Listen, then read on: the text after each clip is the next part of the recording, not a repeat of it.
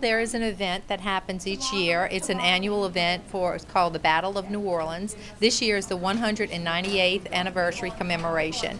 So what we have is an opportunity to see living history volunteers from all over the country come and recreate that period in history. Usually the event takes place the weekend closest to the anniversary, which is January 8th.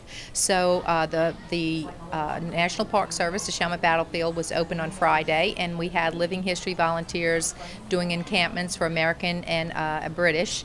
And then on Friday night there is an actual skirmish that takes place that the parish government puts on a little off-site from it of the national park, which is at the Delaron Ruins. And then Saturday, more living history, and Saturday night, it's a ticketed event, is a lantern tour, which is a really cool event if you've never experienced it. On Friday night, they will see a pitched battle narrated by Tim Pickles, explaining exactly what happened on December 23rd, 1814. They'll see a reenactment between living history enthusiasts dressed in period uniforms, British and American, and Choctaws, and we'll have representation of a lot of the people, the individuals who fought at the Battle of New Orleans. It'll be done at night, which is different from most battle reenactments. Those are done in the day, but our reenactment community wanted to do something different and more authentic to the event, so they chose to do the reenactment at night. So you'll see the flares of the guns more so at this event than you would in the daytime reenactment. The Battle of New Orleans is one of those pivotal events in the history of the United States. Had the United States lost the Battle of New Orleans and the British gained control of the Mississippi Valley, because that's why they wanted New Orleans, then the face of this country would have changed. There would have been no westward expansion of the country, and we would not have fulfilled our destiny as a great economic titan and world power. So very important things that happened here below New Orleans in 1814-15. The Battle of New Orleans is the most important event to take place in St. Bernard Parish. It's one of the most important military events in American history, and the battle reenactment helps tell a story. You can learn history by reading about it in a book, or you can see reenactors demonstrate it right in front, in person. It's important to reenact it this way because, one, it was at night. Two, we're actually reenacting the battle on part of the area where it transpired December 23rd, 1814. This was the plantation of Pierre Denis de la Ronde, who was a colonel in the Louisiana State Militia, commanding the 3rd Regiment of Louisiana Militia. And de la Ronde and his men fought very bravely here, along with all the Americans, the Louisianians, the Tennesseans, all who had assembled by that time, to stop the British from marching on New Orleans. So, of course, it's very important from that perspective. This is one of the most least understood battles in American history, and really, most historians are coming around to saying now, one of the very most important battles, and nobody knows that. And so the point of the commission is to see to it, what can we do over the next 2 years to really raise American awareness, and certainly Louisiana awareness, of how important this battle really was to American history. It's part of our American story. They get to see how people lived 200 years ago, and it brings history to life. It helps generate interest for people who may not know a lot about history, that have that much interest in it, and seeing something like this may spark an interest where people will start reading more about the American story. This is the first time I've ever seen the skirmish, so it was really neat to see the guns, and while it was being narrated, it was really good to have it narrated and being acted out at the same exact time.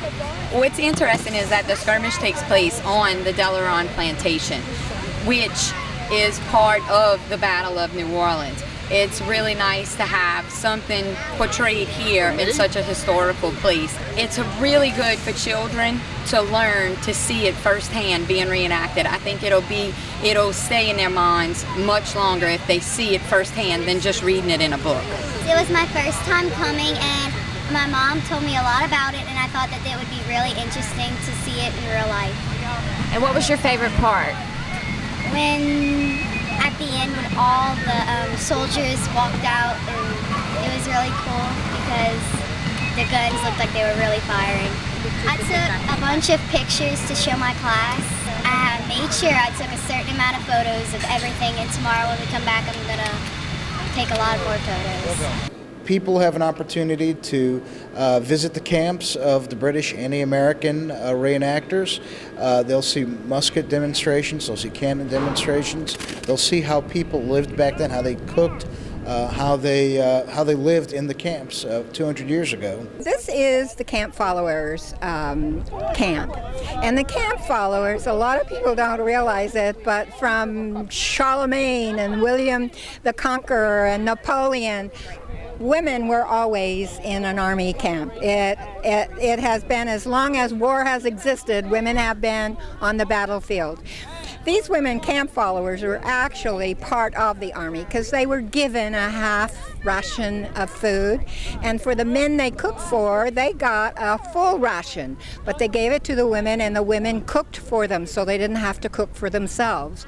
But they also did laundry. You know, sometimes food was pretty scarce and limited in its quality and quantity, but near New Orleans, actually the people of New Orleans and the Germans just north of New Orleans on their plantations fed Andrew Jackson's army very, very well. And there was a little bakery right behind the cathedral called the Bakery Cadet. And he sent fresh baked bread down to the battlefield every single day. So they had fresh bread. And the army also ate the oranges from the citrus trees that were planted around all of these plantations. The Tennessee militiamen and the Choctaw Volunteers are side by side at the far end of the line, so they're the ones facing the brunt of the British attack, those 5,000 or so who came across in the main assault. How critical were they to the American victory? Really, everyone is. You've got the free men of color in the center, holding the center of the line, and you've got the Tennessee militiamen who walked 600 miles to contribute to the victory, and the Choctaws on the American side as well, so everyone plays a part. I am a free man of color. We are like the townmen. So we came from the town and picked up a musket, and we came to fight in the Battle of New Orleans. At the Battle of New Orleans, Jackson's placement of men was the most important thing I think he did. He put men where they could fight best. He put riflemen in a large number in the center because they could hit an individual at 300 paces. He put the regular army on his right flank because that was nearer the road on the levee that so easily could have been used to travel right into the town of New Orleans had the British captured that road. And he put everybody at a strategic place. He put General Coffee and his mounted riflemen right on the left flank near the swamp. He also put Pushmataha and his warriors out in the swamp area because they were the best fighters in heavy cover that he ever had. And I think at New Orleans, his leadership, another thing too, they knew he would never move. They knew he would never run.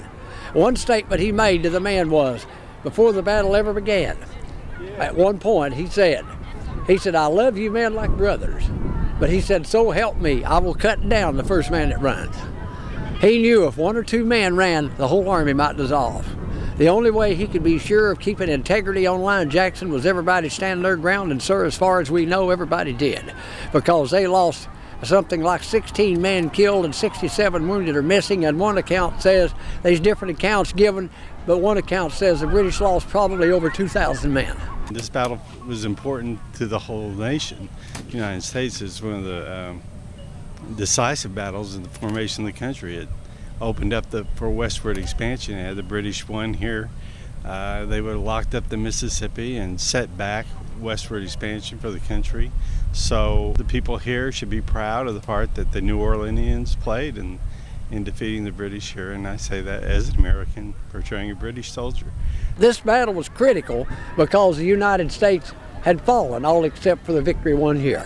It was over. The northern states, the Hartford Convention had gathered. They were ready to turn over their allegiance back to the crown if they would spare their businesses and whatever. America was defeated, except here at Rodriguez Canal. So, and the importance of it was it saved the nation from once again falling under the control of another nation. And secondly, besides winning our independence at Yorktown in 1781, we won our independence there. We secured our independence here at New Orleans. because every nation in the world now, including England, knew that this young nation was not to be trifled with. They were powerful enough, they were determined enough to defend their land, and they would defend it no matter what. And after that, I think we were confirmed in the eyes of the leaders of every nation in the world that heard about what happened here. The people that come to participate in this come from all over the country, as I said, and they volunteer their time. It's a history lesson, and it's a history that people can see and feel and touch and hear. It's exciting, and it's a part of our history that, because of the Civil War, kind of got gone by the wayside. But if we wouldn't have won this war at the Battle of New Orleans, we jokingly say we'd all be speaking the Queen's English. I'm happy to see so many people attend this event because the Battle of New Orleans is a very important part of American history and a very important part of our community in St. Bernard Parish. The Chalmette Monument, which was built in commemoration of General Jackson's victory in the Battle of New Orleans, is the main symbol of our community. It's on our parish flag, it's even on our parish logo. I have lived in New Orleans for 15 years, and I've been out to the battlefield, but I've never actually seen the Battle of New Orleans reenactments. And my 5-year-old, somebody brought a book on the Battle of New Orleans to school, so I wanted to make sure he saw the battlefield. My favorite part was talking to a lot of the people, because they tell amazing stories. They obviously are, it means a lot to them. They spend their own time and money putting these things together and getting incredible costumes and setting up the scenes, and then they know so much, and it makes the history not boring but really fascinating. What did you enjoy the most? Actually, how authentic everything seems to be. I don't think that I expected that. I expected things to be more contemporary, but actually everything seemed to be pretty period specific. Why is it important that people should come and view this? Because I think that once you've read history, it's a good idea to come see it for yourself, or as close to seeing it as possible. So reenactments, I guess, would be the closest that you can get to seeing it for yourself. I love watching the history part with the cannons, having the cannons still be able to fire. That was something that we grew up coming out here and playing on as children. Get to actually watch them do the live fire exercises, as well as looking at some of the old tents, some of the old hospitals and the tools that they used at the time of the cooking. I saw the cannon fire. It was very realistic, very loud. You could feel the shake in the ground.